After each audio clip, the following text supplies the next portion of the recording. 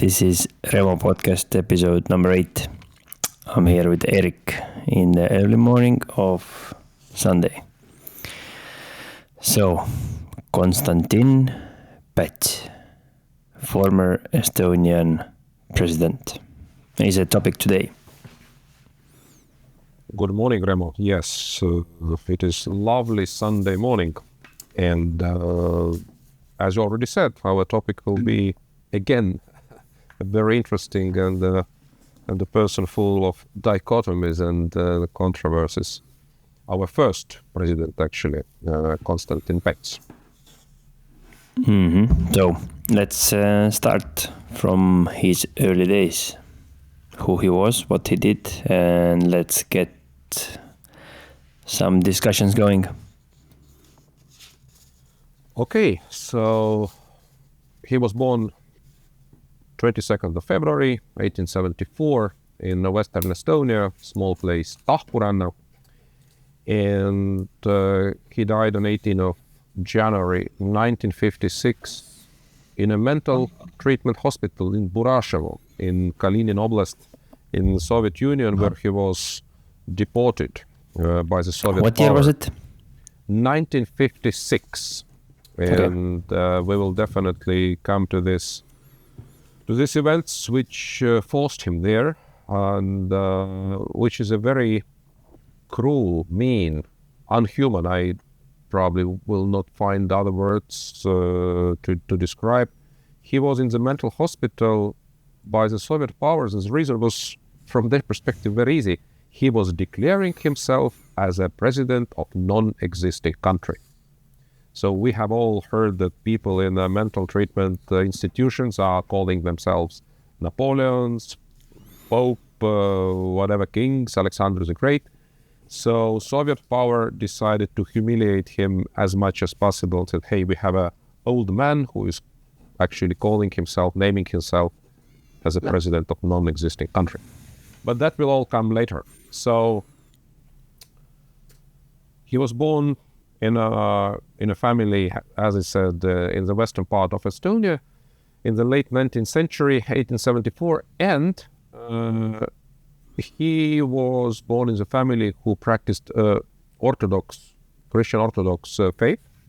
So that's kind of also set a tone for his future and many decisions in his life. By education, later, he became a lawyer, and he practiced the law, but he involved into the politics pretty early, in beginning of 20th century, and of course, 1905 revolution and revolt, which spread over the Russian Empire, played significant roles. He had several sisters and brothers, actually 4 brothers and 1 sister.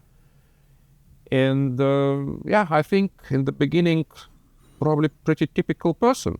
So like they had thousands of them in Estonia at this time. Maybe what was a little bit different for the person coming from a peasant family, that he managed to go to study in the law faculty of Tartu University, which was definitely, obviously, it was not an easy step for this time. And he also had to serve Russian Imperial Army. So he served 1 year, and because he had a higher education, it gave him a possibility to go through the junior officer course, and he graduated from this course as an ensign, which was the first step also into his military career.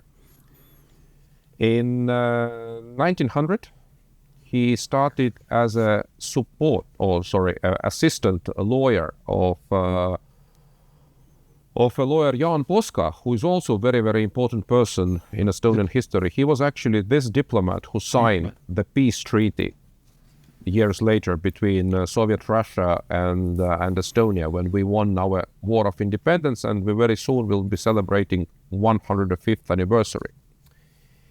As an active young man, he was 26 at this time, he actually started to publish his own newspaper, a courier, Teataja. And in the same year, 1901, our most famous sports union, Kalev.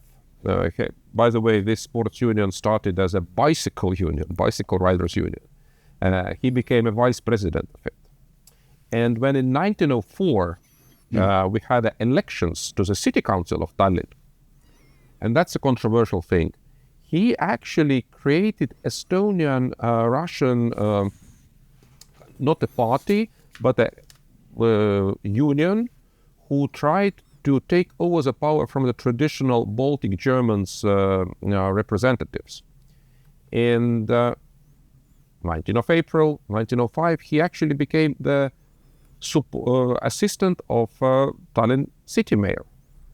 So yeah, pretty interesting and pretty fast career. But now we are already entering his activities, his political activities, which will be the main topic for today. Sorry, it was a long introduction, and probably already have some notes, some remarks which we should pay maybe attention before we go to this period of his life, which is widely known for Estonians and which becomes very controversial. But that was an early stage of his youth. So at the moment, he's how old? How old he is when we get to the First World War? He was born, as I said, he was born 1874. So 26 plus 14. So what do we have?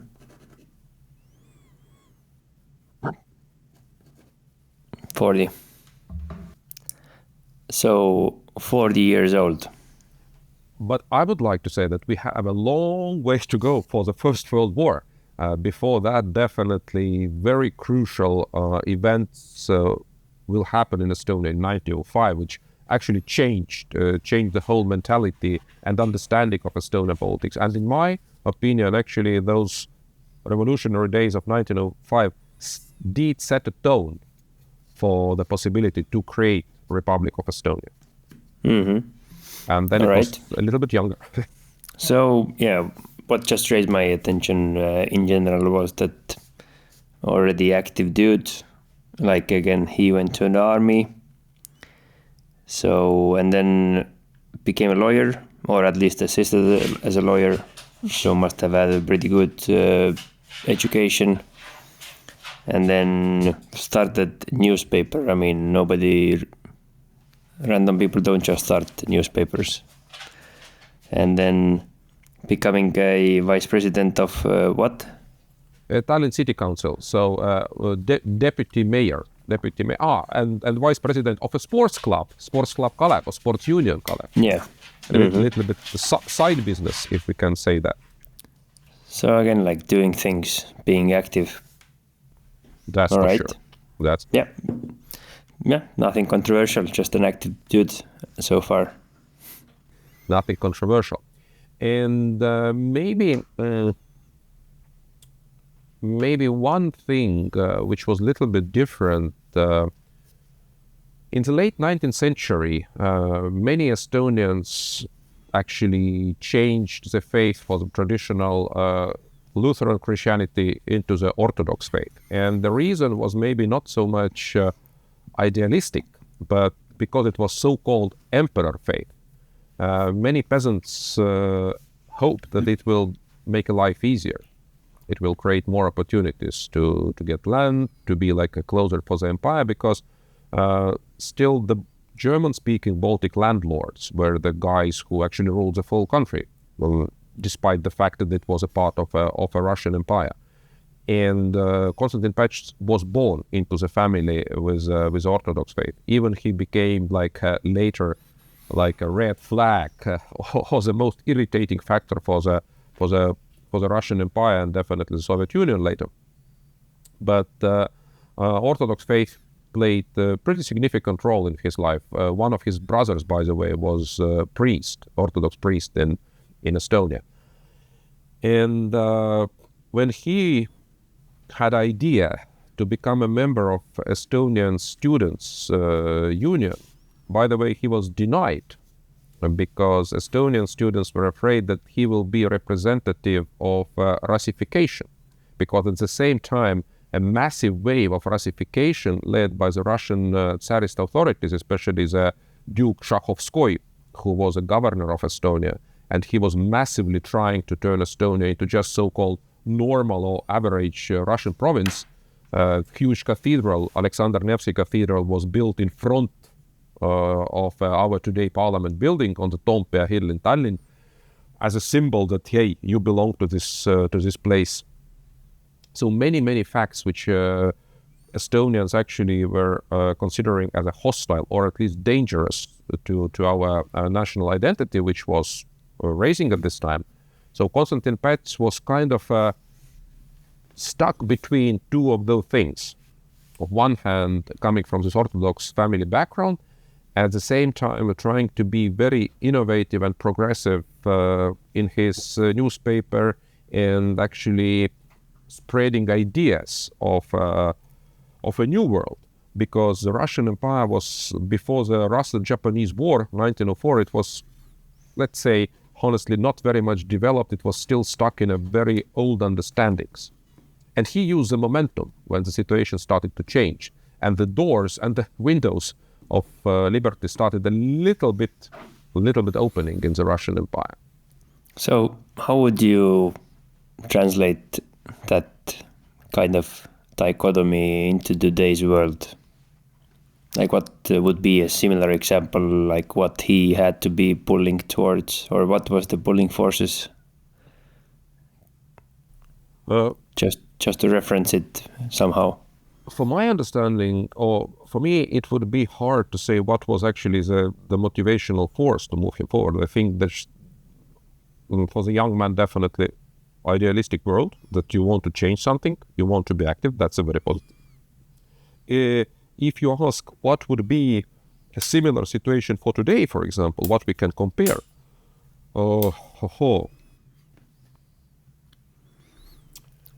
maybe the same or kind of the same. If we imagine that you are, for example, a refugee from a Putin regime, and you running away from Russia, you're escaping from this terror regime, and now you settle down in, let's say, the same Estonia, and we have several examples. It is understandable that people will still take a look on you a little bit suspicious. Hey, wait a minute, you're coming from there. You have been, or you still maybe a Russian citizen, and you cannot give away your citizenship. And now you're really trying to help. It actually happened with many Russians who are fighting in Ukrainian army against the Putin regime, because they need to prove it, let's say, twice or double. They have a double burden. Hey, I have to prove that, first of all, I'm loyal, and second of all, that my background doesn't bother me. So probably this Russian Orthodox faith at certain point did play this role. But in 1904, 1905, we can't forget that for Estonians, these Russian-speaking representatives, they were not different from these noble guys who actually very much looked down on us from their ego. So we anyway had to choose, and to certain way to understanding, Konstantin Päts was maybe even in his understanding trying to pick the side who were more progressive at this time. That's why building alliance with these Russian-speaking political parties and trying to seize the power in the city council, which, by the way, he finally were successful. So must be a situation usually where you really must want, or you have a drive, because it's not an easy place to be when you are trying, and then a lot of people, regardless of what you're doing, they don't like it or they are suspicious. So you must have it makes you, if you succeed, your will must be very strong. That's for sure. And his will to be a lawyer in this society, which was definitely not free, and he was not coming from a high-level German or very noble Russian families. He was still just ordinary common guy coming from the peasant region, and now trying to break into the highest level of Italian society, that was definitely not easy. Not even by the only financial means, but also by the emotional and other aspects.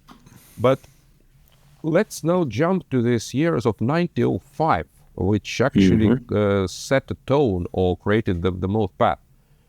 In 1905, where the Russian Empire lost the war to Japan, and it was obvious that this empire is undeveloped and not a very nice place to live.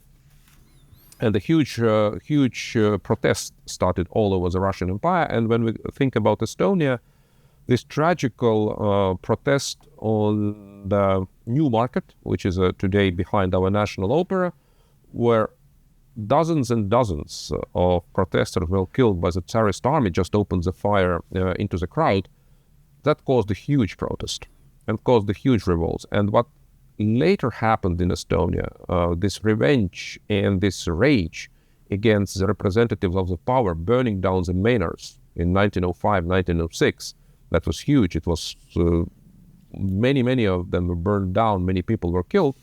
And of course, Russian Tsarist regime put special troops, punishment regiments to push it down, led by such general like General Bezobrazov was leading the troops, and it was pretty awful. So many people were executed and beaten up, and it was a huge disaster.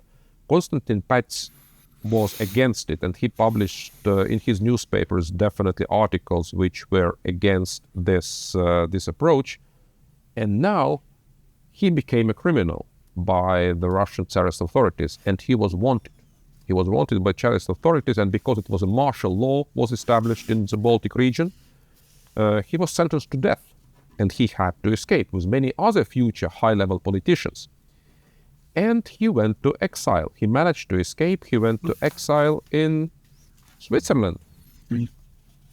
So he stayed there, and definitely living in Switzerland,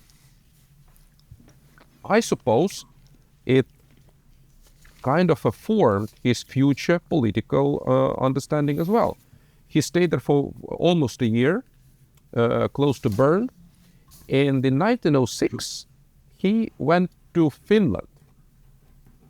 Finland was a part of a Russian empire. It was kind of a state within a state, because it was Grand Duchy of Finland. It even had their own custom. It even had their own legal framework. So many things in Finland were different to the rest of the Russian empire. And it was possible for political refugees to stay in Finland. And under the fake name Ivan Mikur, he actually started to write for the newspaper. So that was his possibility to earn some living, which is strange. At this time, he was still wanted by the Russian Empire.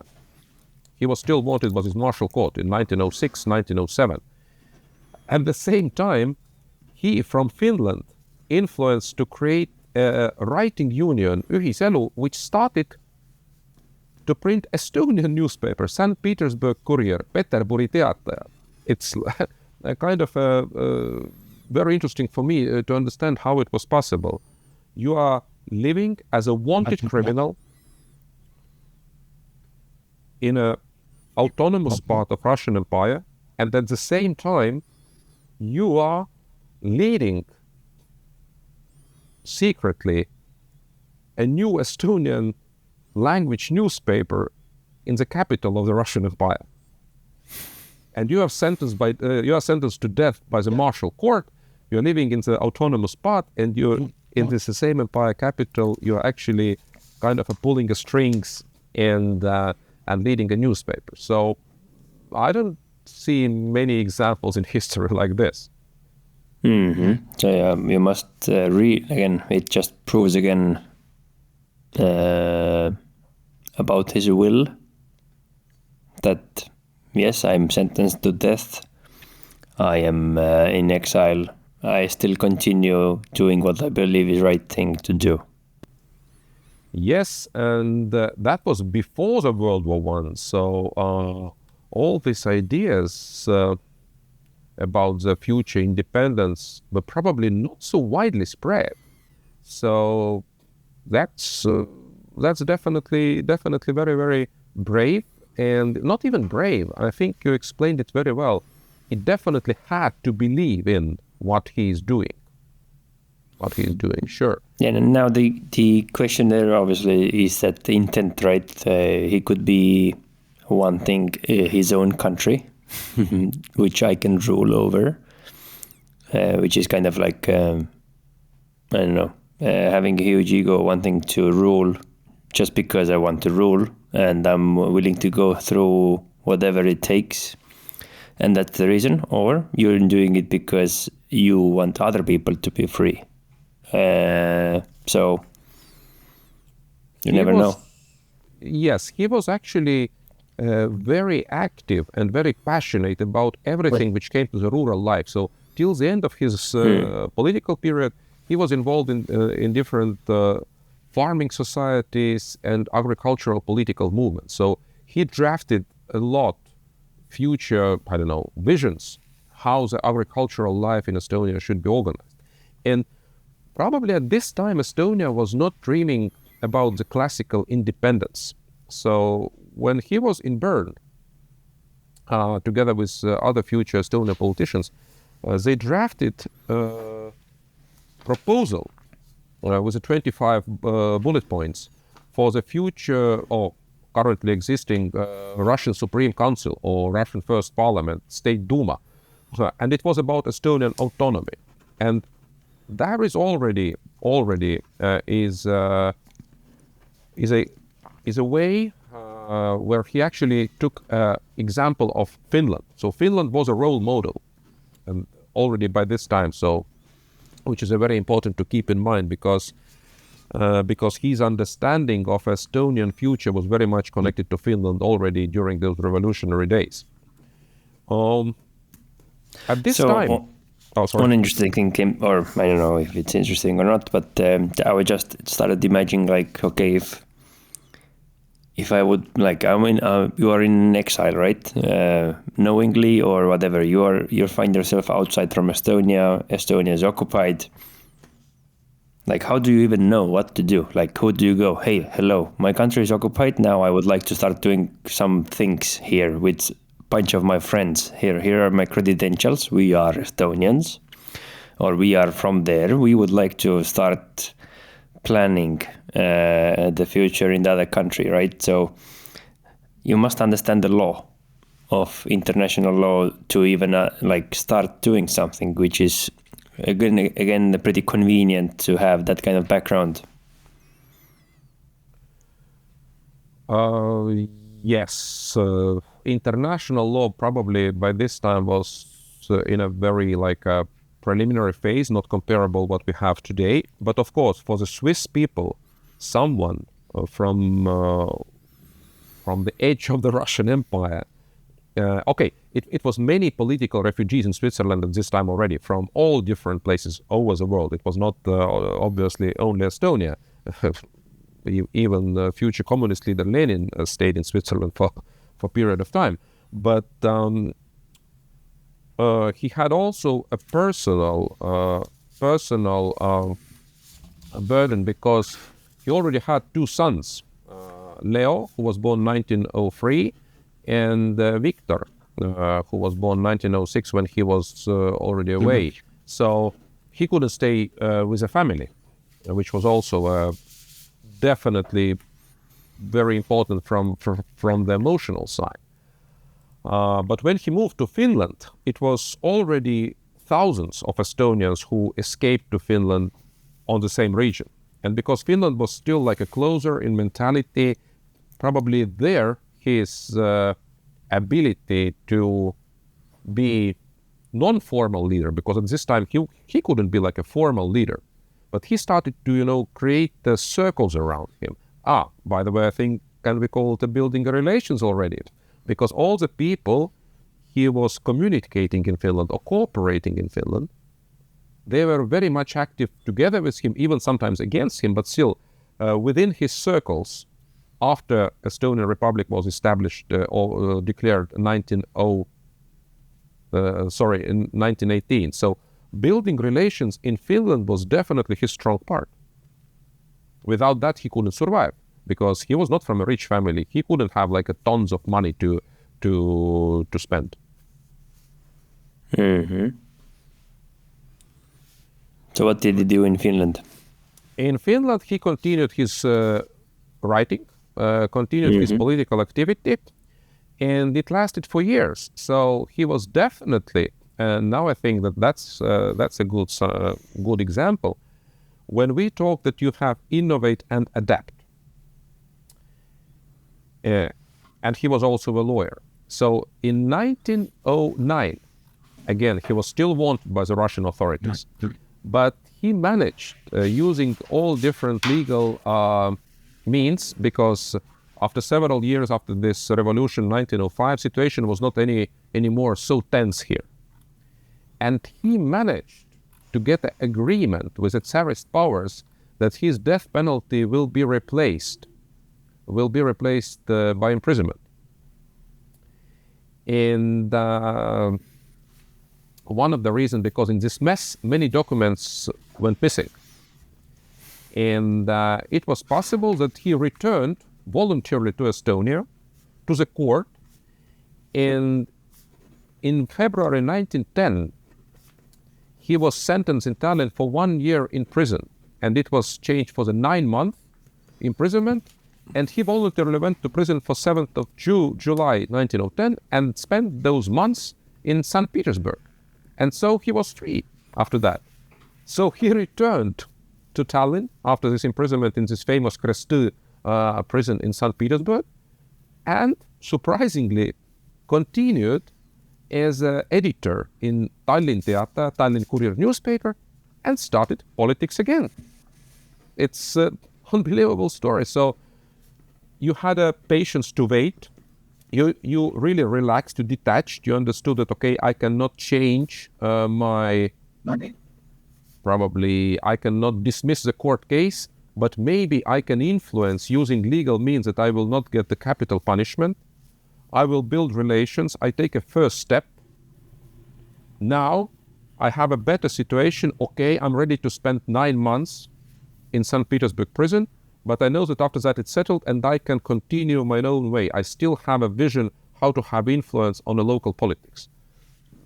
So what's interesting about it is that, interesting. So what year was that? 1910. So 1910, situation was calmed down a little bit. Russian Empire understood that not only the force would be necessary to keep all these provinces calm, and it was still not even close to the World War I. So we had kind of a period, okay, the worst situations, the worst years of this martial law was ended. The World War I was not visible yet, and we had several years kind of settle our life into the normal path. But definitely it was a point of no return to the very old politics. It was possible maybe for active Estonians, and by this time, thanks to the literacy, thanks to the first educated people, we already had the chance to speak on the equal level, at least on the legal point of view, on the equal level with the local Baltic Germans and Russians, that we also exist on our own land. And he used the momentum. He was very passionate about that. So from 1910, he was active in politics. Yeah, that's interesting. The most interesting part, or I don't know, is it the most interesting, but what caught my mind was, like, if it's 1910, like, imagine what will be the customs, like passport control look like. Like, at the moment, I mean, it's unimaginable that, like, you have this digital system which involves all the data of all the people who are put in there, who are fugitives or sentenced to death, or all the criminals. Like, what the hell did it look like back then? Like, how the heck you actually know that, hey, this guy is that guy, or that this guy is actually the person who we have to send to prison, or that this is the guy who 5 years ago was a fugitive. Like, those documents might be gone already. And then on the other hand, you are doing the legal, I don't know, reducing your sentences. I don't know, I can only imagine that all of this must have happened, I don't know, through letters, or I have no idea how, or some representative representing you in other country, whatever. And then you have trusted the system through sending letters or having someone on some other side, and then you go there and you actually go through and you believe that, hey, if I serve 9 months, I will be released, which kind of would sound crazy to me. Like, at the moment, if I don't know, if I was sentenced to whatever 9 months, that I would ever get out in the other side of the border, or not get killed or whatever. It was definitely a risk because, you must believe in the system still somehow. Because it's like there has to be some integrity or something that you think that the law is loyal, or I don't know, whatever. Yes, and I totally agree with you that to believe in the system, who did not follow many legal aspects in 1905, it was a very risky move. So you're still staying away from a country, and now, he had a representative in Estonia. Then political situation little bit changed. It was not those first-degree martial law anymore, and he took a risk to appear in Tallinn. So, by the way, even the bail was paid for him. So it was 500 rubles, which was a huge amount of money at this time. One of his friends put it so he will appear in the court later, which happened. And until this court hearing, he was actually freed. So he appeared in Tallinn, 500 rubles were paid. Now he was freed for several months, and he appeared in August 1909. He came to Tallinn, and the court hearing was in February 1910. So several months in between.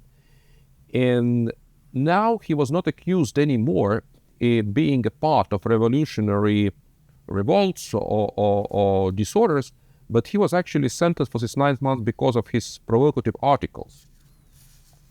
And he probably had an insight or some kind of information that there's not so much legal proofs against him that he did participate, and probably he did not, in this direct activities. But that was a risk. That was definitely a risk. But when he was in prison, it was a very tragical situation because his first wife, Helmi, she died of tuberculosis. And how much that did influence him, mother of his two sons, no, definitely it had influence. You're in prison, you cannot even go to funerals.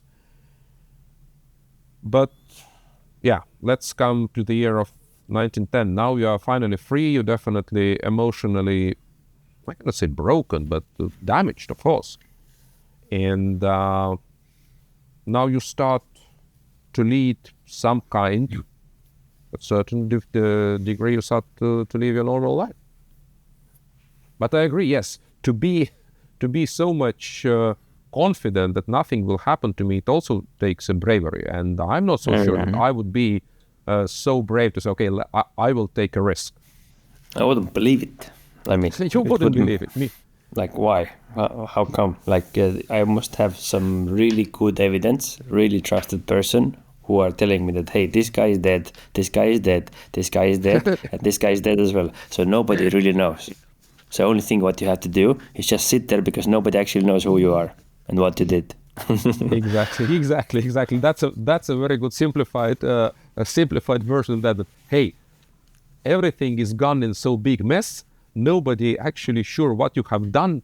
Hey, let's settle it down with a minimum inconvenience, sentence. Yeah. minimum inconvenience, and let's move forward, which he did.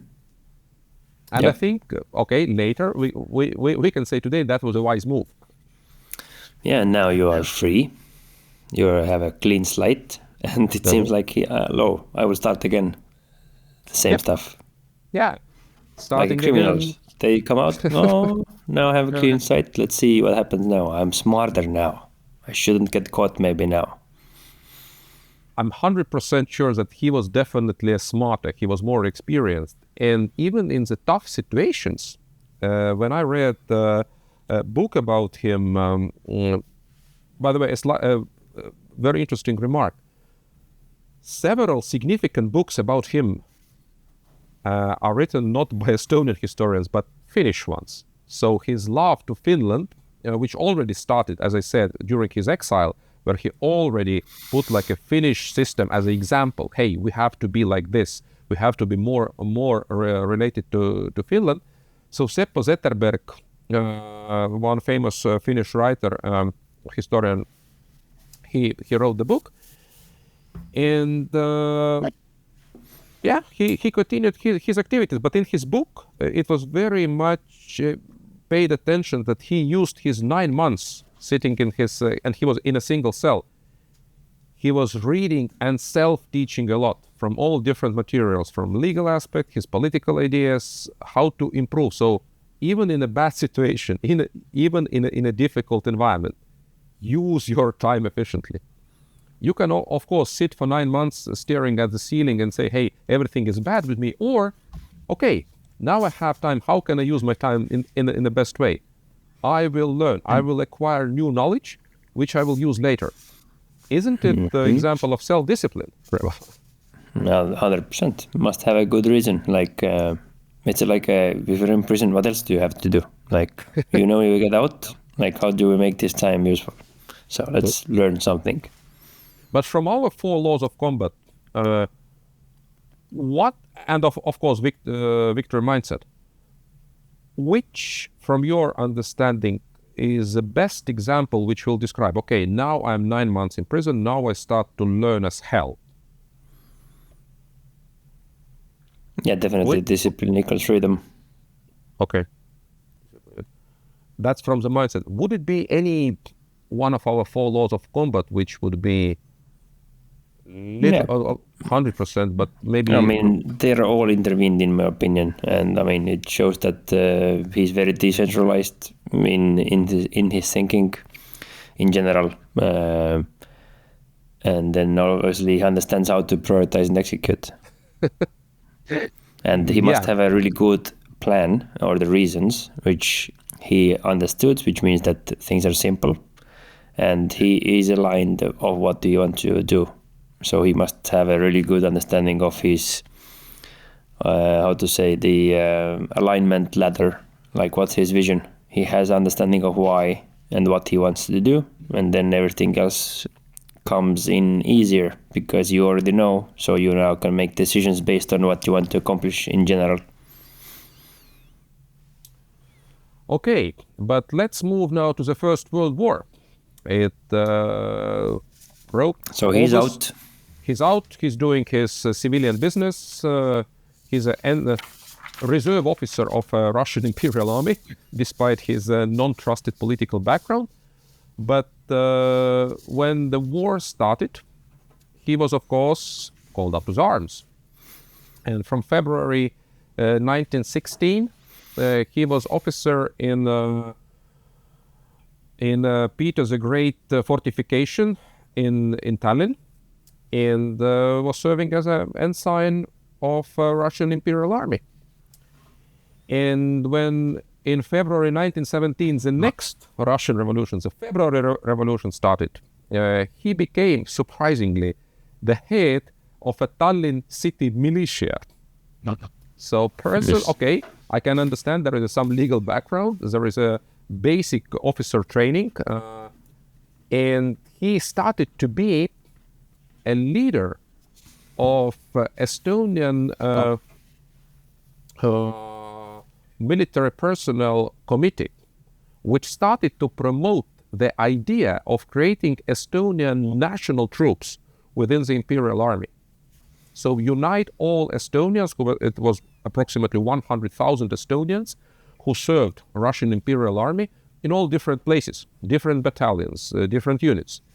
And his idea, with of course several other high-level officers of Estonian origin, let's unite Estonian officers and non-commissioned officers and soldiers in one unit. And he was a spoken leader. At this time, Russian Empire was already not empire, it was a Russian state. The Tsar was forced to abandon his throne, and the interim government was leading Estonia. Now he used the momentum. He used the momentum to speak for the autonomy. And that definitely put him like a well-known leader, one of the well-known leaders of Estonian independence movement. How much courage did it need? It's really hard to imagine, but definitely a lot. At this time, Estonia autonomous government, Eesti Maapäev, was created. But now, as we know, during all these very messy days, Estonian islands were occupied by German imperial armies at this time because the First World War was still going on. But in the late 17th, Estonia declared that we are autonomous region within the Russian state, and our Maapäev, our local government, is the highest legal authority on our soil. And now the communists made a coup d'etat and something changed in St. Petersburg. Again, some big mess is going on. And we have a dual power now. We have red communists saying that, hey, we are supreme power here.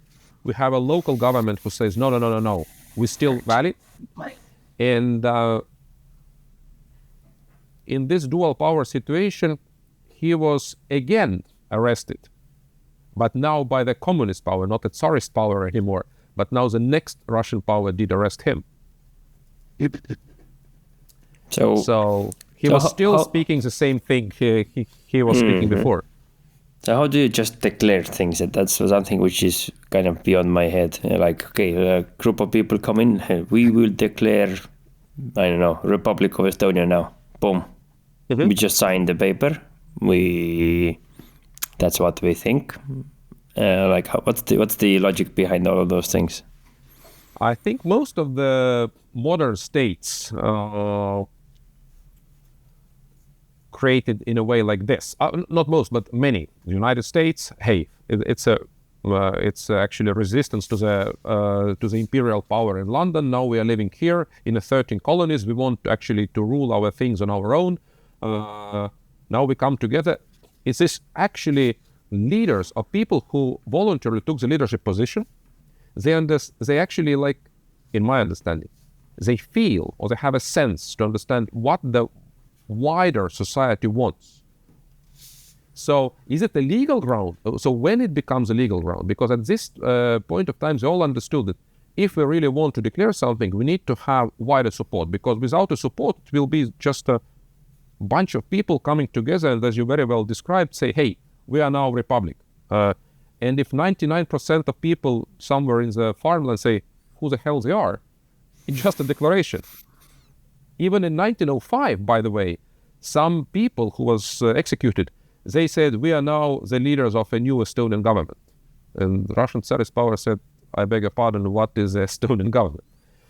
But at this time, Estonians were already so much organized, and Estonian troops were, by the interim government of Russia, it was a permission to unite them. So Estonian national troops were allowed to be created. And that was a very strong step, because Estonian national troops, and that was dozens of thousands of very well trained and disciplined compared to other Russian army, it was a very well disciplined force, because they had idea, hey, one day we will go back to Estonia and we will have at least a strong influence on our country. We can lead our own. So he definitely understood that majority of population is behind him.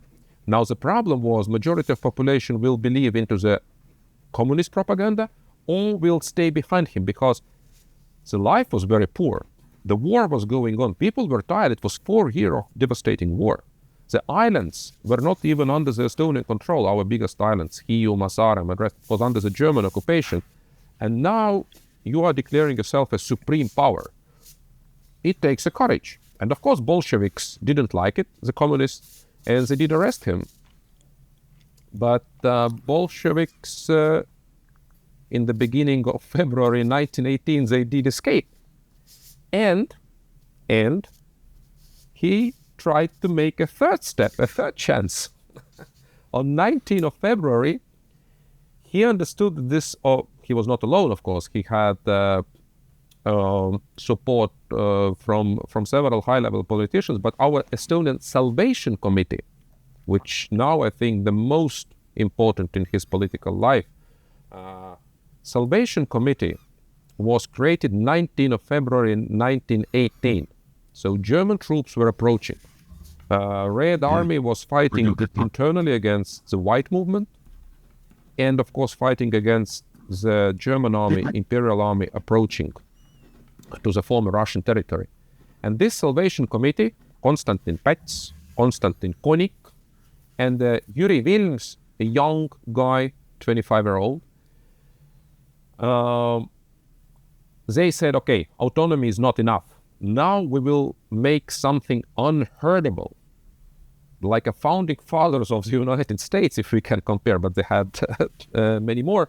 We had just 3 founding fathers. And 24th of February, or actually 23rd already in Pärnu, Estonia declared to be an independent state. And that is like the masterpiece, the most important political testament from the positive side of Konstantin Päts. So he became a symbol of Estonian salvation, a leader of a just declared Republic of Estonia. So now, middle how of does February. And when does that become like legit? Some other country has to recognize that, or? Exactly. By the legal understanding, there has to be at least 3 columns to be a state. You need to have a territorial control. You need to have laws or rules which you can force on this territory. And you need to have citizens, also people who is actually residents and citizens of the state, who is subject to those laws. So those 3 columns. And there is also the 4th crucial thing which is necessary today. This nation, this state, has to be able to create recognizable relations with other foreign nations. So this is the 4 pillars. If you miss one of them, no, it's not actually a state. Yes, you can say that even if other countries are not recognizing me, but de facto, in reality, I rule this country. I have laws, I have military power, and I have territory I control. I can declare myself a state. But on 23rd, 24th of February, again, we didn't have internet, we didn't have fast connections. The thing that we actually did declare this declaration of independence of the Endla Theater balcony in Pärnu, and read it to the audience who gathered. And that was the first declaration, how Estonia was established. I'm not so sure that most people in somewhere southeast of Estonia even knew about it.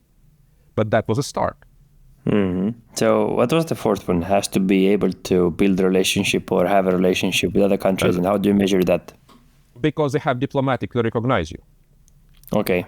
If they say, hey, no, that you are not even a state, it would be very hard to say that, hey, I want to be a member of this, international committee. So in that why sense, we should accept you. So that's the kind of the weird part about all of this, right? Because it's about feel and it's about other countries' political interest as well, obviously.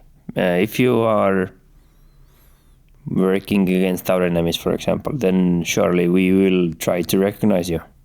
If you are against our way of thinking, then you will never be recognized, kind of, right? And then, so it's like a tool, the declaring the independence. It's just a tool that can be used for good and bad. And then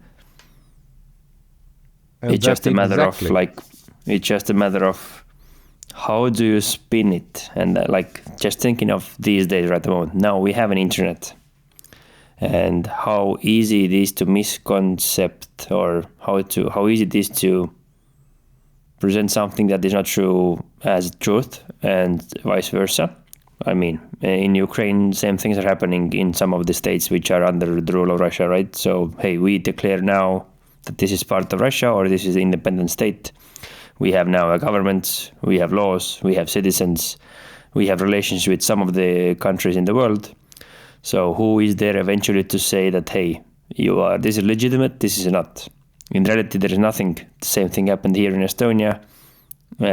We just declared independence, but it was you have to understand the root causes of it, and is it made by the right values, right principles to make it actually good, so to say. It's very crazy to think about it, because you could do it everywhere. Yes, and it's not if you have enough power. Exactly. It's exactly the situation you fantastically described. Now, we had to follow the first law of combat to build relations. So, Germany was a hostile power for the Entente, for the Great Britain, for France, and that was definitely a people, definitely governments we looked upon. Hey, maybe they would assist us. But for France, for the United Kingdom, Estonia was legitimate part of a Russian empire for 200 years. So wait a minute. For their interest, it was kick away communists from the power, because they needed a Russian ally to fight the Imperial German armies. The First World War in February 18 was not over. What kind of Estonia are we talking about? Okay, we can accept the Finnish independence, which happened in December 1917. We can talk about the Polish independence, because it used to be the big state, and it's somewhere in Central Europe. But wait a minute, small Baltic provinces, which we actually have no idea about, and now they declare a kind of independence. So Estonia was in a desperate need to find allies in this fight. But we can't forget that German troops didn't care about our declaration of independence. After 8 hours, they were in Tallinn, and the commander of a German Imperial Army said, hey, first of all, arrest all this Salvation Committee, dismantle all Estonian troops. Now it's a part of German Empire, and we will negotiate with the future Russian government what will happen here, not with you. And for 9 months, Estonia was occupied by Imperial Army, and because Päts were not giving up, he was still in his understandings, the legitimate leader of Estonia. General Adolf von Senkendorf, who was a commander of German troops, was fed up with this idea, and in June 1918, Päts was now arrested after being arrested by Tsarist power, communist power. Now he was arrested by German Imperial Army, and he was sent to Belarusia to keep him away from Estonian soil to the Belarusian prison camps. And from summer 18 until 17th of November 1918, he was in different prison camps which were guarded by the German Imperial Army. But talking about the fighting of finding allies, the youngest guy of the Salvation Committee, Yuri Vilms, he was dedicated. He was definitely so passionate about the idea. So he was sent over the ice to Finland. So he was crossing the ice to Finland by foot to Helsinki to find and to seek for the support of our national idea. Unfortunately, in this huge mess, because Finland was in the civil war, the Finnish society was completely divided. Who will support the communist power? Who will support the legal government? And in this mess, he was arrested by Germans who didn't understand who the hell he is, and he mistook him and his companions as being sent from the communist regime in Estonia, and he was executed in Finland. So he didn't bring his message. So in his huge mess, we lost one of the brightest and most dedicated youngest person of the Salvation Committee. At the same time, Päts was spending his prison time in different parts of occupied territory. It's interesting that I guess he wasn't considered, or the paperwork was missing, or someone just didn't know how important this guy kind of has been and what his background. Like at that time, it wasn't uncommon to just shoot people and sentence them to death and just kill them straight away. And because it was a with war. him, it doesn't happen somehow. He somehow always manages to get to go to prison. For the third time, if we think back about our beginning of our conversation, 1905, he managed to escape from this huge disaster here. Now Bolsheviks, who didn't care much about actually people's right in 1917 taking over the power, they just put him behind the bars, but they did not execute him in 1917. Germans, who definitely knew that, hey, wait a minute, this guy just declared independent state, which is definitely against our national interest. Boom, hey, let's put him away, not execute him. So three times he already managed to escape from this phase, which unfortunately didn't happen to Yuri Vilms. Once is lucky, two is lucky, three is not lucky anymore, right? Okay, what do you want to say? Yeah, it seems like he must have been, I don't know, good with words or good with luck. I don't know. Which one was it? I think both. But now, luck was definitely on his side. Why he was arrested only until November 1918? Because Germany lost the war in First World War in November 1918. And whatever we think about the German occupation in Estonia during the First World War, this 9 months, it was definitely harsh. But Germans respected all the legal requirements. This legal understanding of German bureaucracy was already in place. So they thought, okay, we lost the war, fine. Now we need to handle this order to someone because the public order was very important to them. And now they looked back to the same institutions they were actually dismantled 9 months before. It's okay, if you're declaring yourself to being the highest power, we will definitely not handle the power to the communists. And they started to give the power away to the Estonian interim government. And Päts, I don't know how, during all this big mess, he managed to come back from this Belarusian prison camps. And in November 1918, he came back to Estonia and continued from November 19 to the 8th of May 1919, he was at the same time war minister and the prime minister of Estonia. And he decided, and now where definitely you need to be default aggressive. On 28th of November 1918, Communist Russia thought that, hey, let's use a momentum. Germans are retreating, they're going back, they leave Estonia.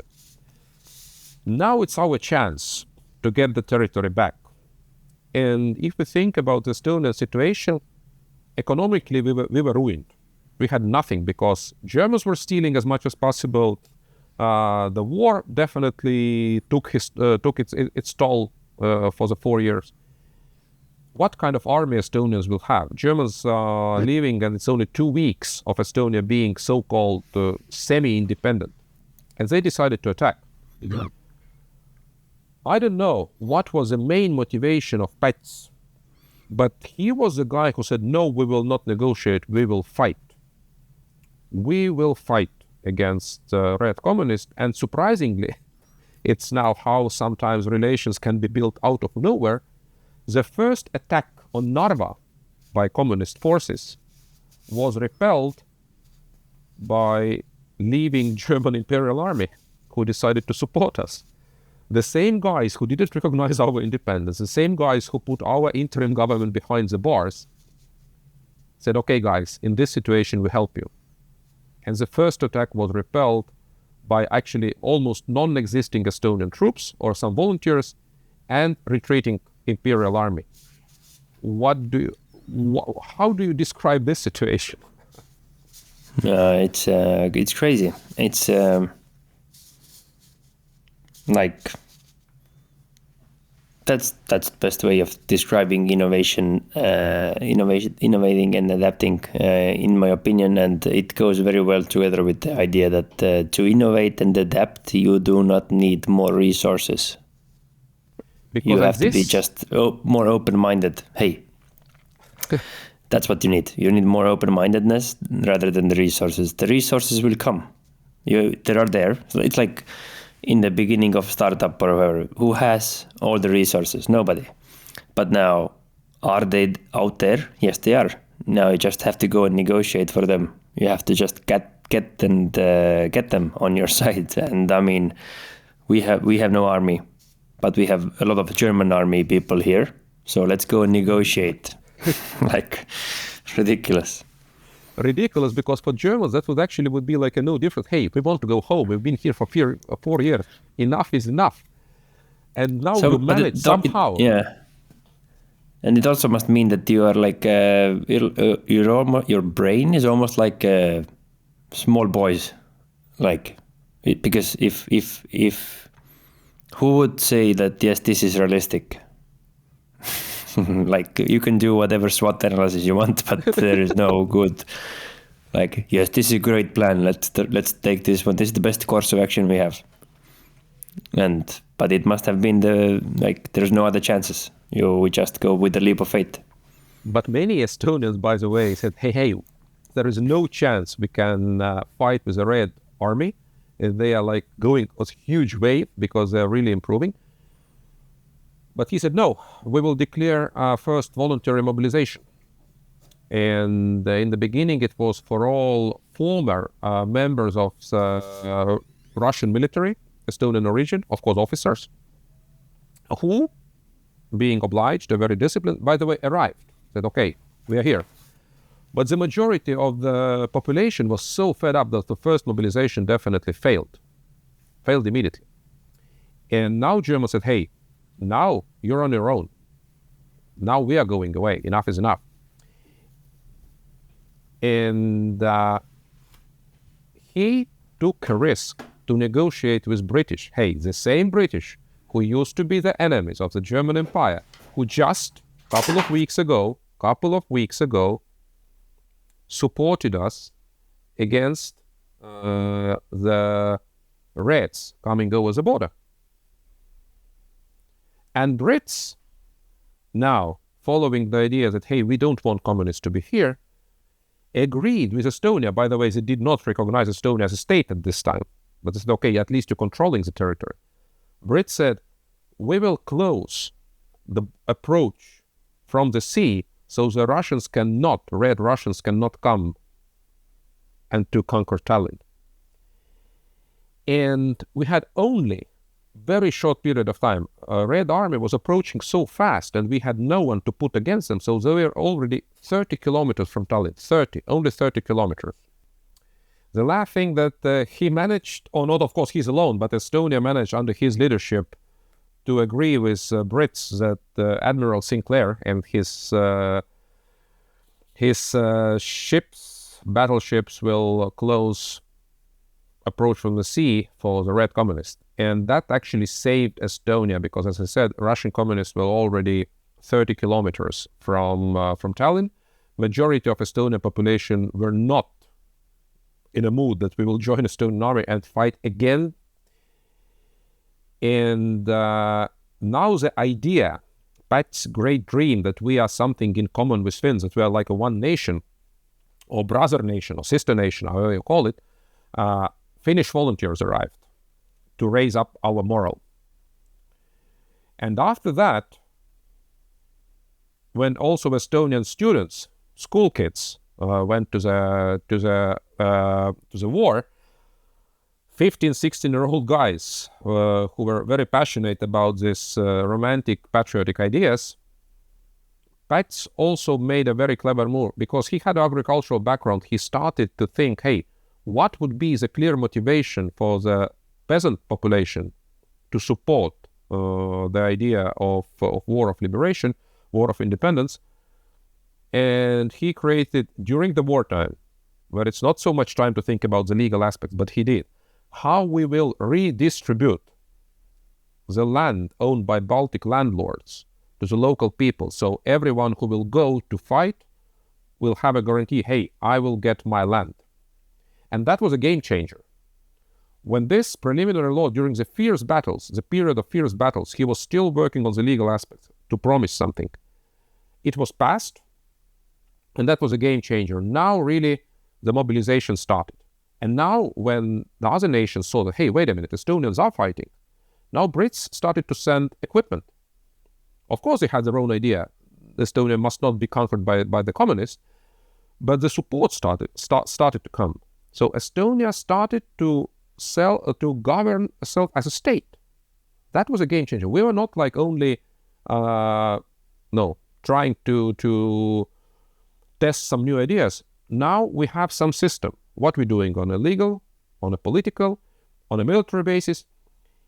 And the first day of independence of February 1919, so a year after, we were already managed to push within few months enemy out of our borders. So we started to fight on our ethnical borders, which was definitely a huge success of Konstantin Päts, who, as I emphasize once more, was a war minister, minister of war, and the prime minister at the same time.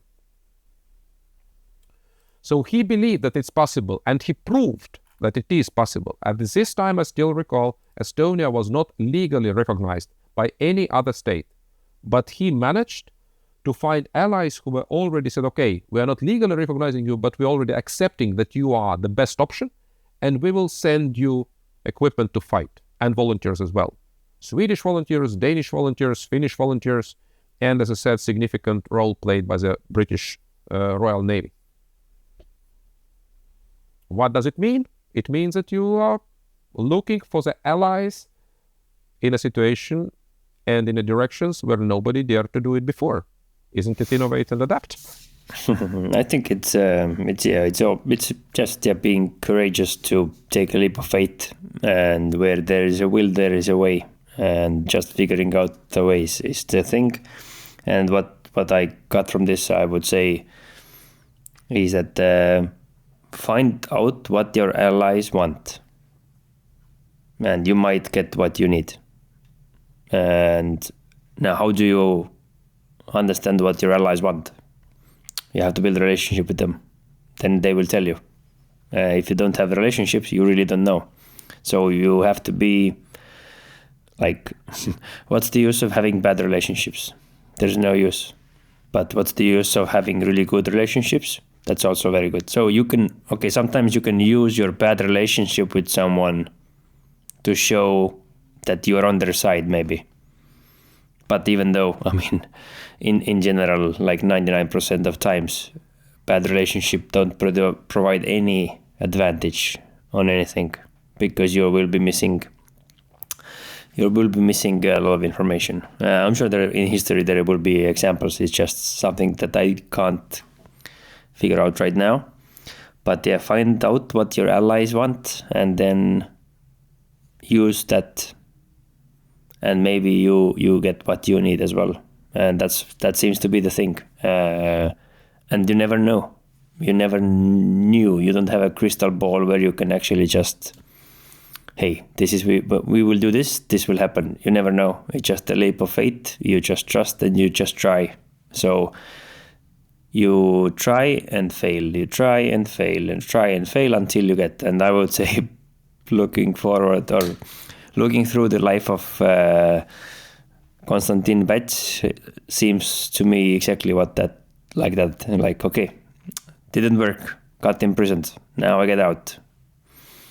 Try it again, no, again, in prison, no, again, try it again to the prison, now I get out, now there is a chance, let's try it again.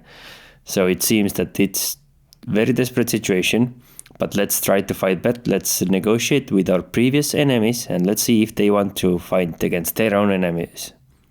Yeah, now it seems like we want some time. Now, all right, we need our other allies or possible allies, Brits, to come into our sea. Let's see. Let's figure it out how we can get that done. All right, let's send a message. Oh, they showed up. Huh, that really worked. All right, what can we do now? What's next? Let's mobilize people. Oh, this didn't work. Let's mobilize them again. So it's just trial and error. But you very well emphasize his best ability when you mentioned previous enemies. We can't forget that, okay, Red Russia was fighting against us, but Tsarist power, the White Russia, didn't give up the idea that we have to be part of the empire. And as I said, for the rest of the world, the rest of allies, France, the UK, United States, there was not so much interest that, hey, why should we need some kind of independent Estonia? Yes, they might have the autonomy, whatever, how they're going to build relations with Russian power, but we want to restore legal Russian power. And the legal Russian power did mean that this interim government, because Tsar was in summer 1918, Tsar family was already executed by communists, but nobody recognized communist power. They said it's illegitimate. We will not talk to them. And Estonia was pushed forward, by these allies, by the Brits, by others. Hey, you need to cooperate with the Tsarist army, or the former Tsarist army, the former regime army. But the former regime didn't have idea to recognize Estonia. For them, it was all one empire. And now you are stuck between two fires. On one hand, I'm fighting against communists, which are the most critical and most dangerous. And now I need to find an ally with a white movement who is actually saying, hey, you don't have a right to exist. But I cannot say that I don't need you because they're still big power. And Estonia, together with white army, started to fight against Reds and even moved towards the St. Petersburg. Estonian troops reached 35 kilometers from Red Russia capital at this time, Petersburg, or Petrograd at this time, later Leningrad. And again, it was a wisdom, because at the same time, Konstantin Päts wanted to play the game where our troops are not running out of blood, fighting on the Russian territory, and using Russian former imperial army, the White Army, to take the most hard time of the battle, but at the same time, they will not be so strong again that they can reconquer Estonia. And at the same time, we are showing to our allies in the West that, hey, yes, we are cooperating with them. So balancing between all three, so I don't know how it was possible. So you are using Udanic army, who was a white general. And when they were finally beaten up by the Reds and pushed to the Estonian territory in the late 1919, now Päts said, okay, now you are retreating. We actually will disarm you. You are entering our territory, we will disarm you. And they did, which was a big protest. But at this time, Estonia was already so strong because we managed to show for our allies, hey, we can fight on our territory. Estonia was having battles against Baltic Germans on Latvian territory already. So we controlled actually huge territory. But we understood that, hey, Red Army is getting stronger and stronger because local population in Russia don't like this previous regime either. And in the end of 1919, Estonia started to do very interesting thing. We started to trying to have secret negotiation with the communist power. What would be the possibility to exit the war? So the same communist power, we had a huge battles, which no country in the world did recognize. But our generals, General Leitner and Päts himself, understood that we cannot continue this war for many more years. That's a realistic approach. And in the end of 1919, the negotiations between communist government and Republic of Estonia started. Again, you have to think out of box because that was unheardable. That was definitely unheardable. And somehow, during very hard negotiations, also using some tricks that we presented ourselves stronger than we are, 31st of December 1919, the armistice was agreed, and 3rd of January 1920, it came to power. So it was silence on our front. And now the real negotiations started, because Russians, definitely Red Russians, demanded something else. They wanted to have more from our territory. White movement was pissed off. Hey, you're not fighting against our common enemy. And the Estonian government had two bad options. One option was to recognize communist power and to sign the peace treaty, which Lenin was offering. From the legal perspective, you had to continue your fights, understanding that maybe the future white movement, future white government, will not be better either. So you have to negotiate with one evil who killed more than 5,000 of our people, or you continue a fight which will definitely be unpredictable result. We don't know. We are tired. And Estonia signed the peace treaty, which opened for us a possibility to be recognized by Russian government, but by the Russian government, who was not recognized by any other nation in the world. And at the same time, we opened the door for the ultimate evil. Now the communist Russia could say, hey, one of the countries in Europe is actually saying we are the legal government of Russia. So we opened the door for the communists to become a legitimate power in the world. The first country in the world who recognized communist power in Russia was Estonia.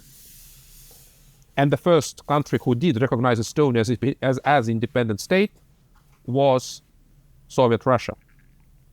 When we go in 1991 and think about Arnold Rötel, we talk, Boris Yeltsin, the leader of communist Russia at this time, was the first, and not recognized by other nations, was the first to recognize Estonia,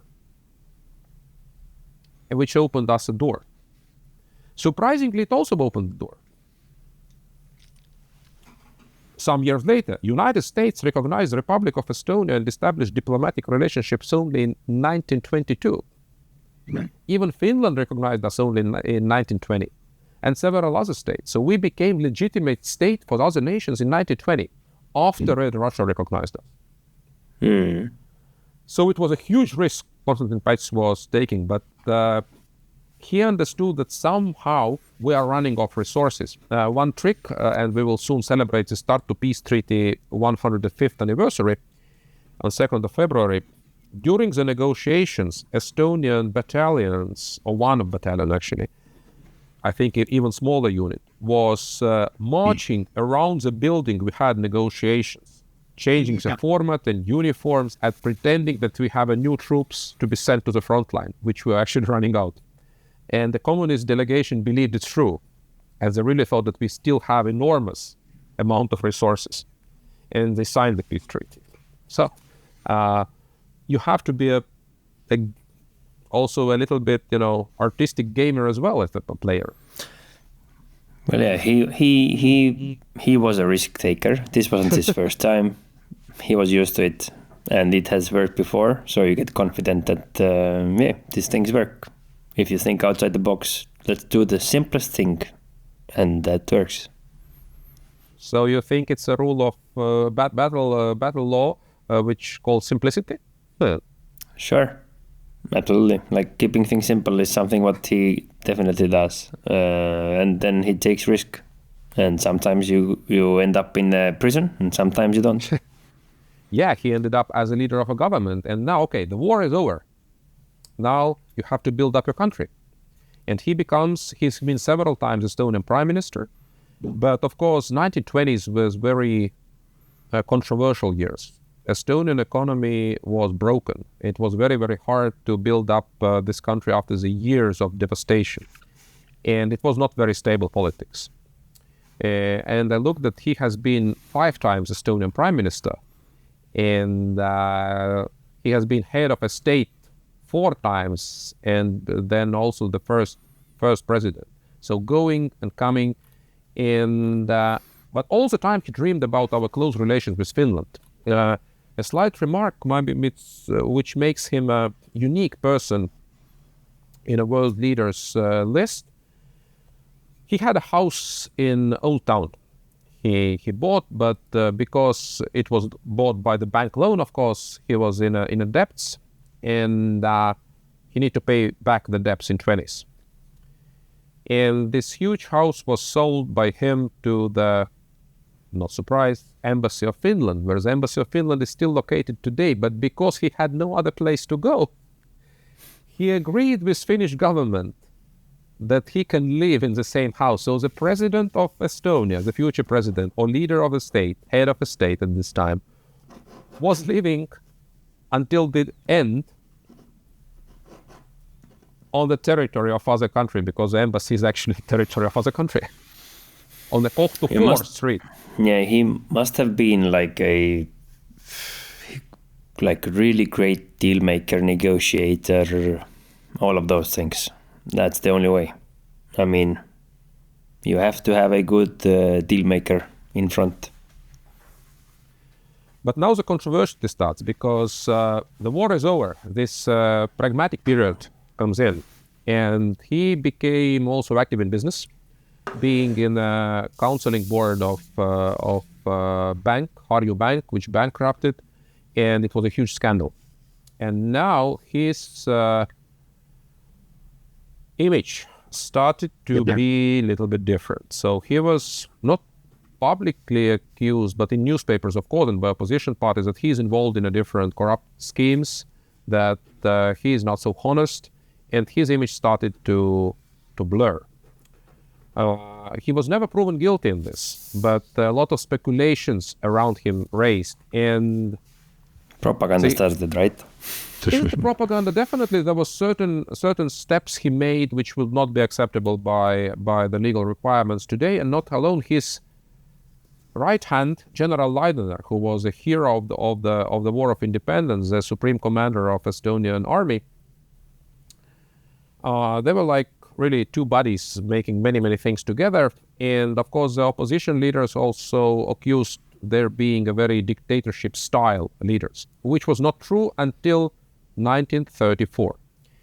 In the beginning of 1930s, the huge crisis happened in all over the world. This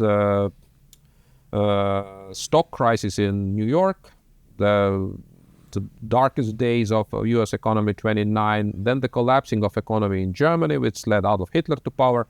And Estonia, as a small economy related to other European nations, was not different. It was a very hard time, huge unemployment, and a lot of people were very much disappointed what is going on in Estonia. Especially former veterans of a war of independence who felt, wait a minute, it is not the country we did fight for. Why we have so many political debates? Why we have so many arguments? Why we are so much in problems here when we did go to fight with idealistic ideas?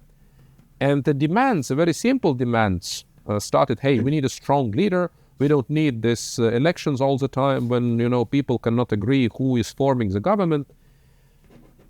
And was it true or not? But at least it was clear that in March 1934, Estonian Veterans League or Estonian Freedom War or Independence War Veterans League was close to take power.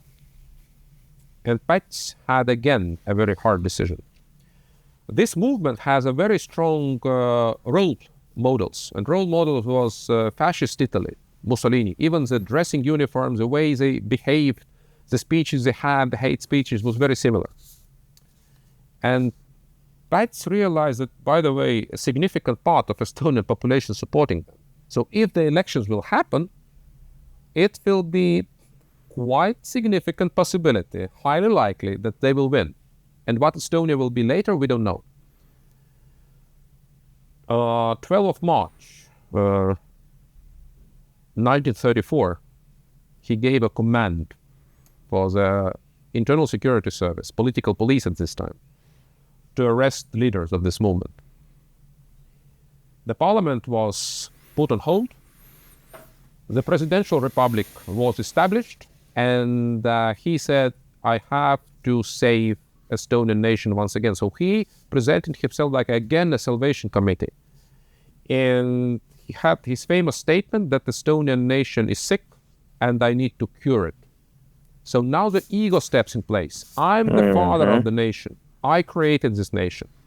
And from 1934 we cannot talk about Estonian democracy anymore. It started the period we call a silent period.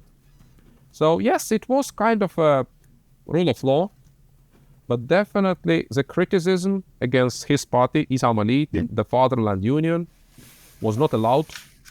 The parliament was not functioning, and he started to rule Estonia. Legally, it was, by the way, okay. It is possible that the president in certain circumstances will have a decrees which have the same power like a laws. But that was now republic where the freedom of speech, freedom of press, freedom of different opinions was not respected anymore. So two things come to my mind. First thing is that ego was there before, for sure, but it was balanced by the environment, by everyone else around, because there were even bigger egos where you had to subordinate your ego to mismatch and handle yourself and survive. Now, as we spoke previously on other episode about the survival, when you're surviving, after you've survived, now there is like a power vacuum, or there is no need to play the game anymore, so to say, because now it's just pretty much who is the best salesman wins. Because in the power vacuum, like who acts first, who is there in the right time, in the right place, telling the right words, telling it to the right ears, that most likely will have an advantage. And now you are able to start kind of articulating what you want or what you need, and now you have been successful, you are getting away, you are a hero, you are doing a lot of good things, and your ego gets into your head. So what actually brought you there and what made you a awesome person before eventually is something what can destroy you. That's how ridiculously crazy psychology and environment and the combination of all of the things can kind of be, looking at this example, because eventually if you have huge egos around you, it's very difficult for your small ego, or if you recognize other people have big egos or they have a lot of power, you will be small. You play the game. Now you are on top of the world, you start showing your power, and the same thing repeats itself, which is crazy. It's very hard to say what Estonia would have been look like if this coup d'etat or the taking power by this veteran union would be. But Päts was trying to play the same situation. So actually, this union, these veterans, they had their own proposal for the constitution, that we need to have a strong president who will be like a father of the nation. And Päts arresting them, saying, okay, but the constitution proposal are good. If you want that, fine. But it will not be you, that will be me. And he created a presidential republic, which was at certain point turning into the cult of a person, because one of the streets were actually renamed the Päts Street in Tallinn. So by the same time, the economy started to flourish. He made several very clever and wise moves how to create our houses more beautiful. So though he had a huge campaign of renewing of Estonian houses, to build the watering systems, to have gardens around, flowers, to keep streets clean. So the idealistic view of Estonia, which we very, very, very much sometimes maybe make too ideal in our songs and memories from our grandfathers, actually relates to the late 30s, when it was the highest development level and the living standard was close to Finland, and Estonia was really like enjoying economical power, economical freedom, but not the personal freedom anymore if we compare ourselves to Finland. But can we call it a classical fascist dictatorship like a Soviet propaganda tried to do? No, because if we compare it to the Italy, Nazi Germany, even Lithuania, Latvia, where it happens the same, that the strong leaders took the power. Even the Poland with a national hero, Pilsudski. So it's a very controversial story. He presented himself seizing a power to preventing Estonia became a dictatorship. So you become a dictator by default, and you are claiming I'm doing it because to prevent my state from dictatorship. It's kind of a very dichotomy. And in 1938, he made a very brave move. He released all political prisoners because hundreds of people were arrested during this time, both communists and these veterans. And in 1938, he started to believe, hey, the danger is over. So the adopted constitution came to in place, step by step, the democracy started to come back, but of course not to the full extent. But political prisoners were released in 1938, most of them.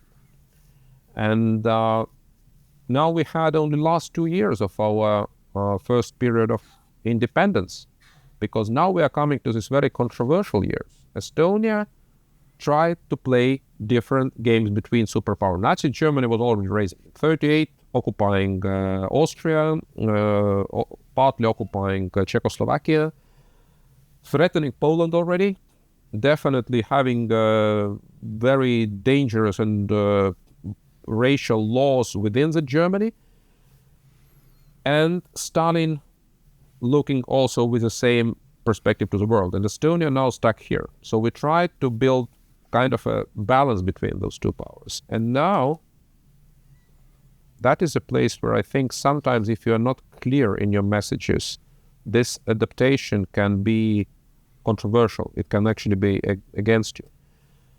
In 1939, Estonian military was not modern anymore. Yes, we had a couple of submarines, pretty modern by this time. In 1939, Estonia realized the war is coming.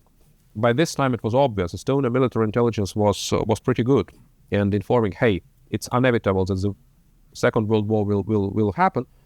Estonia panically tried to buy airplanes, modern weaponry, but it was not possible anymore. So we had pretty significant army. Our expansion to the defense budget was much higher than today, but it was not so modern anymore.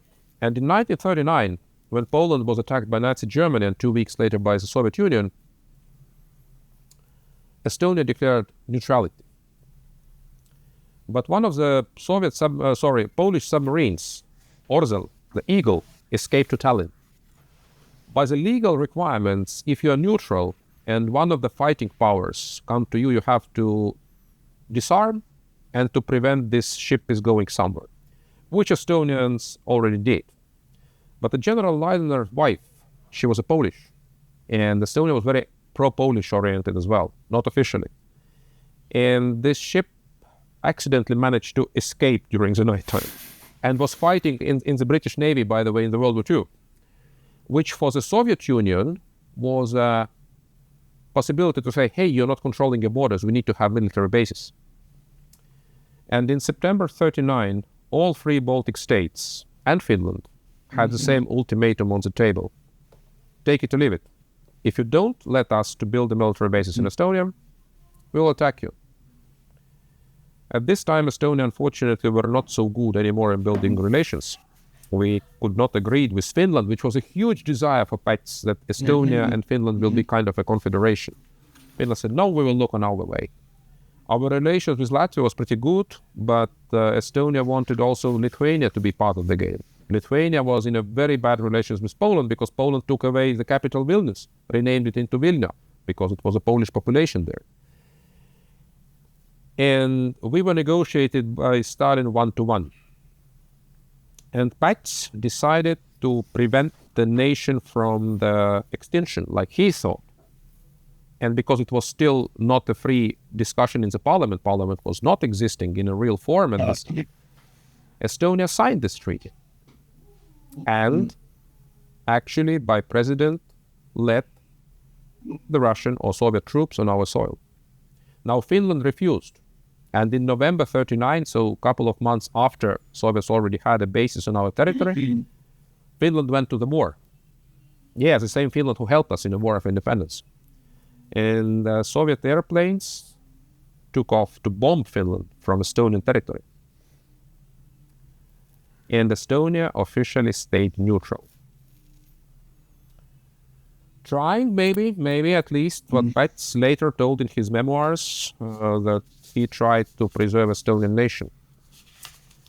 But if you are giving the dictator, if you are giving the attacker or person who bullies you a possibility, it usually will not stop. Aggressor will not stop. In June 1940, Soviet government said, hey, we actually do not trust your government. Päts, you are president, you need to replace it to the Soviet-friendly government.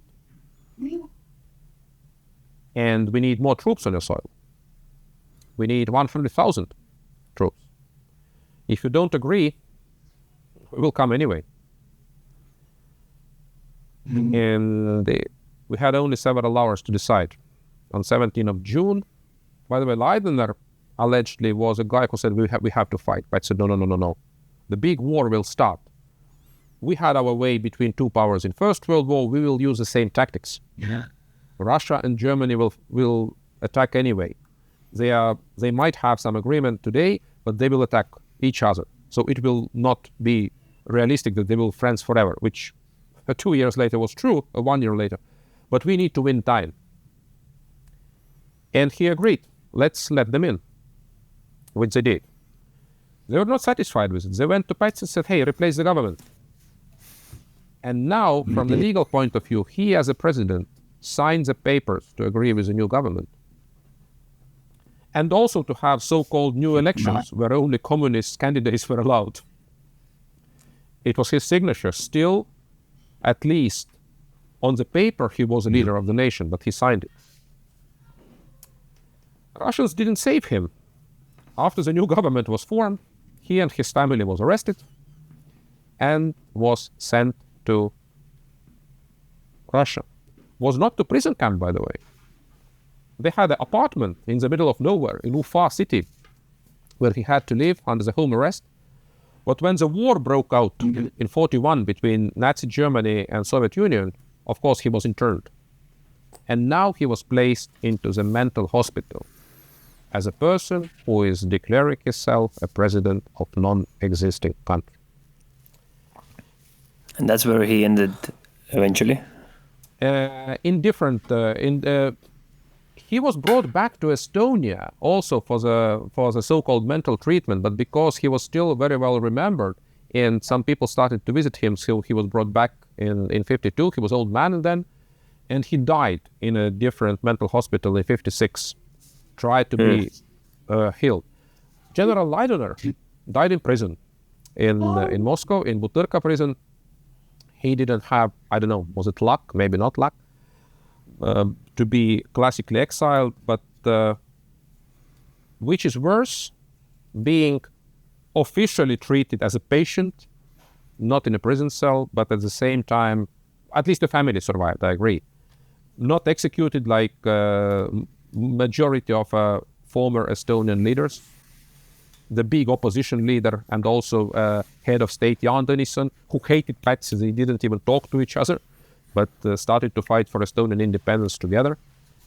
So, I don't know which is worse, to die as a General Heldna or be executed like most of our military high-level officials and politicians, or to be in a mental hospital. I don't know. Yeah, like thinking about his story and how he come up and what he were able to do, I think the only miscalculation he had was his age. Like he wasn't young anymore. No, so he died 81. Previously, yes, he was not young. Because previously he pretty much did all the time the same stuff, like agreeing, like looking at what he kind of said, or at least or what you said in terms of like. There's no point of going against Soviet Union because the Germans will come and then they will fight against each other. And then eventually what we will do the same thing what we did before after the First World War. That was the initial idea. We will save a lot of manpower and then we are able to actually do it again. Which, I mean, kind of sounds like a legitimate plan based on how he previously had gone through all of the changes, imprisonments, all the kind of stuff. The only thing, but now wasn't on his side was his age. He wasn't as young anymore. He was now older. So if he maybe was 30 years old, maybe things would be different, because he managed to survive still. He was just now in the mental institute. Like if he was 40, maybe at 45, he would be declared not ill anymore, and then he can get to the power and then change things again. So it seems like that's a story of his. Like he is able to somehow figure out a way out from whatever, and now eventually he just couldn't figure a way out because of the end of the war, because of the situation and stuff like that. So can't really fault him of making those decisions, because they kind of make sense looking at his background, what he has been able to pull off.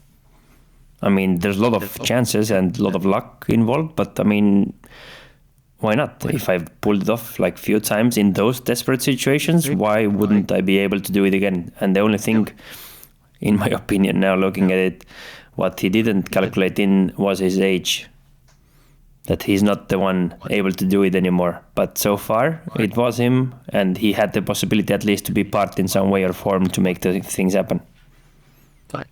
His critics say that he is the biggest traitor in Estonian history. That how it's possible that he let the troops in? Why didn't he fight? Why Finland had the courage to go? And we have his monument in Tallinn. The very controversial monument, again, modern one built some years ago, which not a classical monument. It's a huge head of Konstantin Päts. On the same place where in 1905, this mass murder by Russian Tsarist army happened. Why head? Because in Estonian language, riigipea is a state head or head of a state. Now he's only head. The former president, Kersti Kaljulaid, she said she will not go to the opening because this person betrayed our country. He created the dictatorship period, it's a silence period, took away possibility to negotiate. Finland has a freedom, that's why Finnish nation decided to go to the war, and were successful, even losing a lot of people, 10% of territory, but preserved themselves as a nation. We didn't have the chance, it's still our emotional trauma. Now, very famous student song in Estonia, actually folk song, Ma tahaksin kodus olla, I would like to be at home. In a Soviet time, it was 4 lines put. Ma tahaksin kodus olla, kui Päts oli president. I would like to be at home when Päts was a president.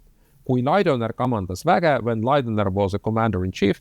Ja maksev on Eesti sent. And Estonian cent, Estonian currency was still in use. So we definitely idealize his period.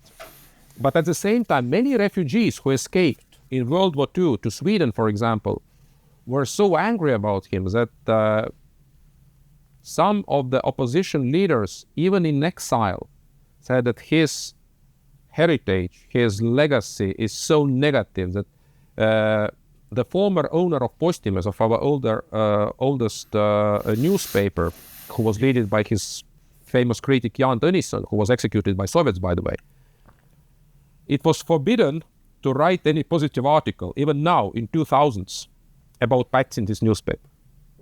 At the same time, this person was a head of Salvation Committee, the same guy who signed surrender papers.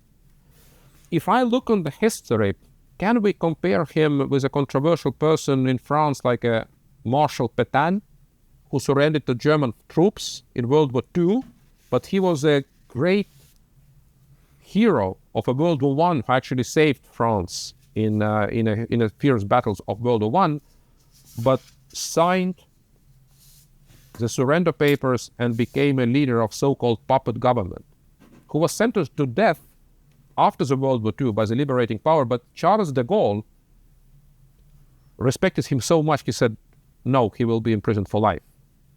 So he lost everything of his hero image from the World War II, becoming a symbol of a traitor in a World War II.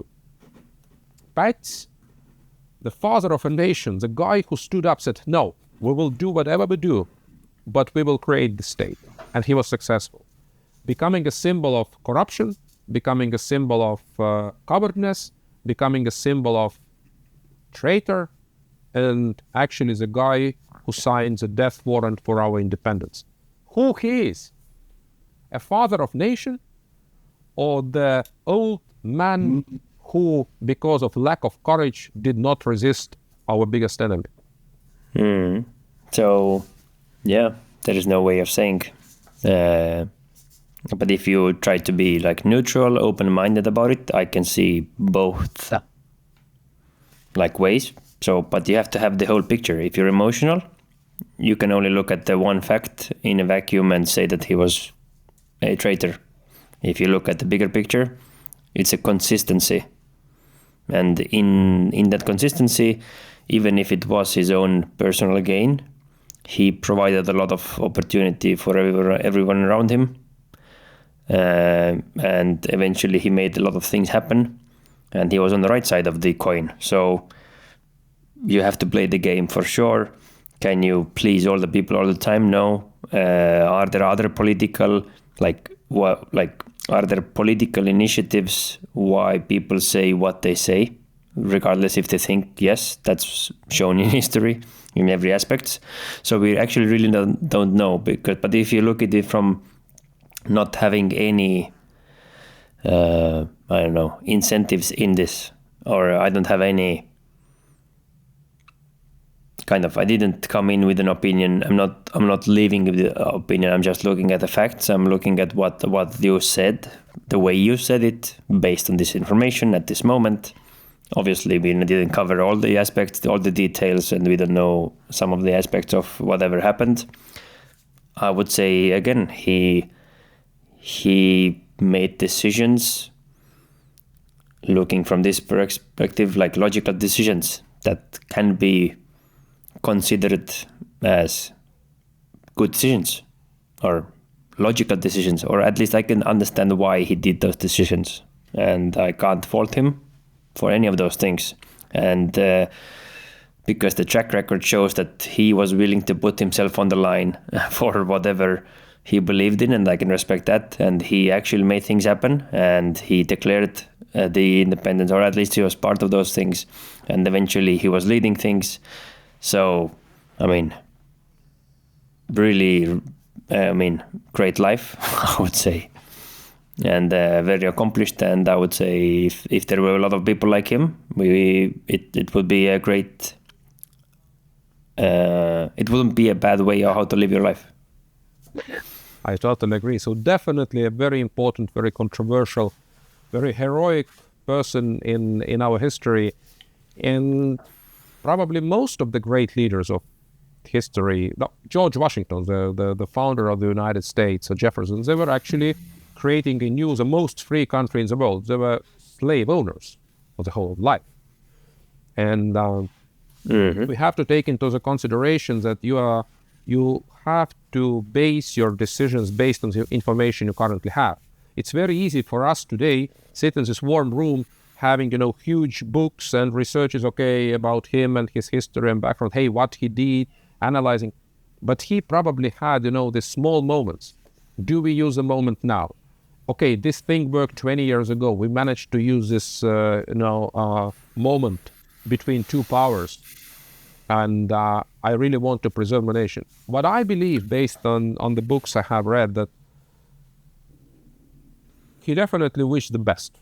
He definitely wanted to achieve the best. Now, at certain point, if you are being so successful, actually being successful, you start to think that, hey, I'm irreplaceable. I'm the best. I'm the best of that, and that will stay forever. So now, when this self-analysis starts to disappear, maybe that was the reason, that if I say I am ready to cure the nation, maybe that is a first sign, wait a minute, maybe it's time to give the decision to someone else. At the same time, if I know, in my understanding, that would be even worse for the idea, for the goal I have dedicated my life to, hey, how can I resign? Am I running away from my responsibility? So yeah, it's very easy to decide, and I'm really happy that we have had chance to talk about those two very controversial presidents now, both Arnold Röthen from the modern history and Konstantin Päts from the previous history. And I think Estonian history is full of the controversy. situations. I mean, our history is controversial, and it's a miracle that we exist. What's the main takeaway for you before we wrap it up? Don't judge by the first emotion. Take a time to dig in. That's definitely, when I think about Konstantin Päts' legacy and his biography, don't judge based on the first impression. It's not black and white. No, it's not. Yeah, it's rather gray, and you definitely have to dig deeper to understand. Don't come up with a conclusion straight away. Gather data, and then come up with your own opinion based on the evidence, and then debate. I mean, or at least have a non-emotionally attached conversation, and then that's where the truth, I would say, lies most likely. And the other thing, what I really like about this story, again, it proves the point of just don't give up. And if there is a will, there is a way. And I love that part about this story as well. And like, that's just so awesome part about our history, how we have gotten here. It's just super random. Because if one of those things didn't go, a lot of things could have changed. It's like my own story. If I didn't sign if I were able to sign to postpone the military service in the university, my life would be totally different. So I forgot about it. So that's the reason I had to go to conscript service. That's the place where I actually figured out, hey, there is a interesting unit. And then that's like, if I did it later, I wouldn't have met Martin in that way. And now we have a combat ready together. So, I mean, it's such a random freaking world, how things happen.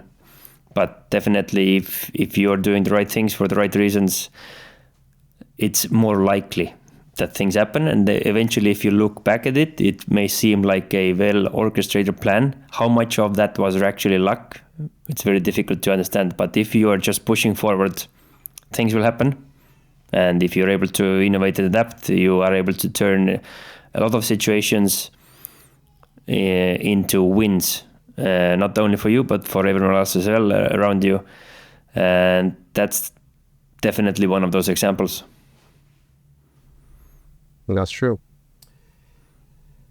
Thank you very much. Thank you very much. I think it was non-emotional, it was detached. We had a very nice conversation to open again and again. Everything was related to the victory mindset. Absolutely. I mean, everything is related to what we speak. That's why it's so interesting. It holds truth in so many aspects. It doesn't matter where you look. So that's why I like this theory. So we are on the right path. We are making things happen. And we have will, and there will be a way.